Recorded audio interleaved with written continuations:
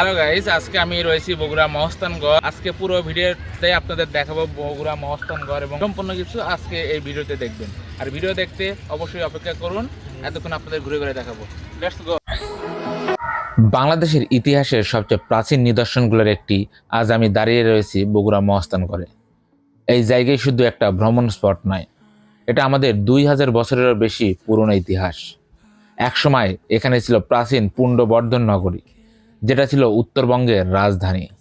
মৌর্য, গুপ্ত, পাল একাধিক রাজবংশের সাক্ষী এই মাটি।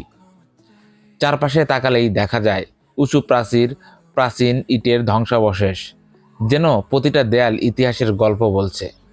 এই জায়গার পাশ দিয়ে বয়ে গেছে করতোয়া নদী। একসময় যেন নদী ছিল জীবন আর বাণিজ্যের মূল কেন্দ্র। মহস্থানগড় শুধু একটি ইতিহাস না, এখানে আছে এক ধরনের শান্তি। শহরের কোলাহল থেকে একটু দূরে ইতিহাস আর প্রকৃতির এক অদ্ভুত মেলবন্ধন। যারা বাংলাদেশের শিকড় জানতে চান, যারা ইতিহাস ভালোবাসেন, তাদের জন্য মহস্থানগড় একবার আসতেই হবে। ইতিহাস বইয়ে পড়া গল্প, আর এখানে এসে যেন নিজ চোখে দেখে যেতে পারবেন জীবন্ত এক গল্প। আমি যখন এখানকার মাটিতে হাঁটি, মনে হয় আমাদের অতীত কতটা সমৃদ্ধ ছিল। আপনি যদি বগুড়ায় আসেন, মহস্থানগড় অবশ্যই ঘুরে দেখবেন। মহস্থানগড় কখনোই মিস করবেন না। ইতিহাসকে শুয়ে দেখেন, এক অন্যরকম অনুভূতি যা কথায় বোঝানো যাবে না। এটা হচ্ছে জিয়তকুণ্ড। 18 থেকে 19 শতকের দিকে রাজা পরশুরাম এটি নির্মাণ করে। লোকমুখে প্রচলিত রয়েছে, যখন রাজা পরশুরাম এবং শাহ সুলতানের মধ্যে যুদ্ধ হয়, তখন পরশুরাম তার মৃত সৈনিকদেরকে এই কুয়োর ভিতর ফেলে জীবিত করত। আর এটা হচ্ছে রাজা পরশুরামের রাজপ্রাসাদ। আজ তার ধ্বংসাবশেষ পড়ে রয়েছে। আর আমরা যে বটগাছটা দেখতে পাচ্ছি, এখানে একটা পাথর রয়েছে, এটাকে অনেকে বলে দুধ পাথর। এখানে নাকি দুধ দিয়ে মনের বিভিন্ন বাসনা আবদার করলে পূরণ হয়।